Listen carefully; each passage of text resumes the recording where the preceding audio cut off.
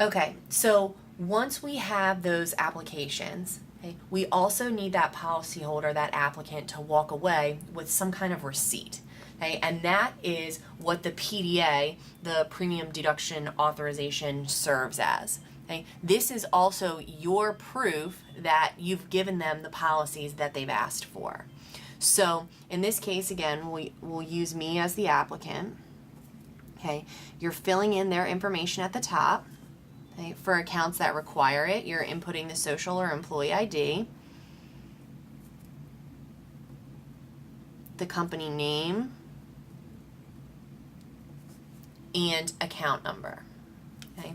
Also, at the bottom of this page, you always want to have these pre-filled in as much as possible. So before I head out to an enrollment, I make sure that my name, my writing number, and my phone number are already filled in. I don't have to waste that time when I'm sitting with the applicant.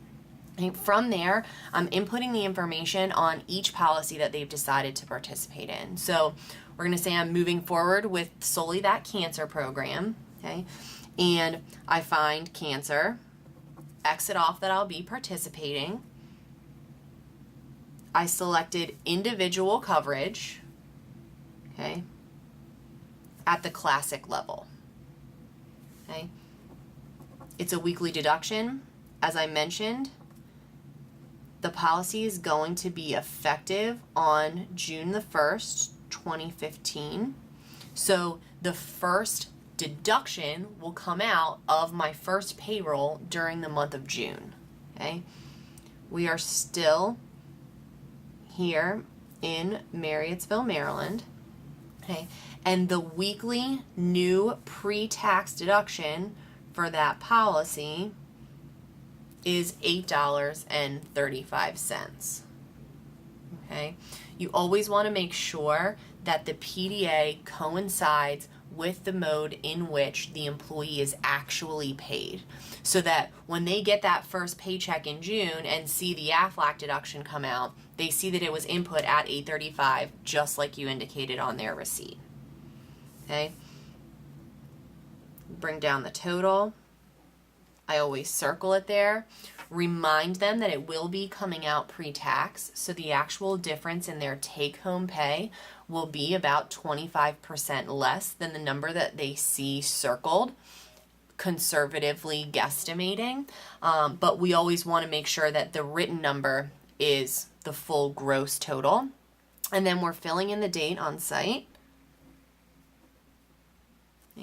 And they are signing. I always put a star next to this signature for two reasons. Number one, it's showing that they're happy with what they've selected. Number two, it serves as a reminder that we explained that because they're choosing to take advantage of the pre-tax discount, they won't be able to make any changes to the plan until this time next year. So if the account is a June 1 effective date, then no changes will be made to the plans until effective June 1 of next year.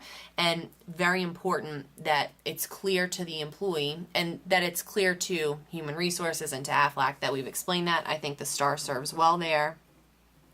Okay, and another John Hancock and the date.